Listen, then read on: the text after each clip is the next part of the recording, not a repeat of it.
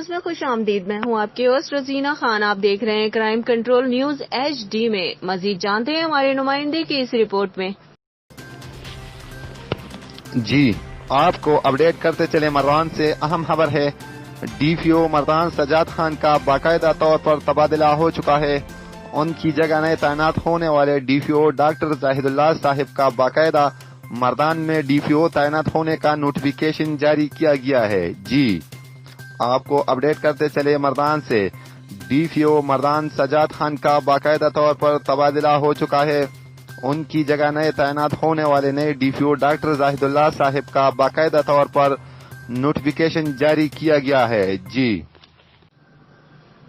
Crime control کی پوری team کو مبارکباد پیش کرتی ہوں جن کی دن رات کی کوشش محنت کے نتیجے میں بہت کم عرصے میں بھرپور کوریج کے ذریعے بہت اچھا نام بنا لیا.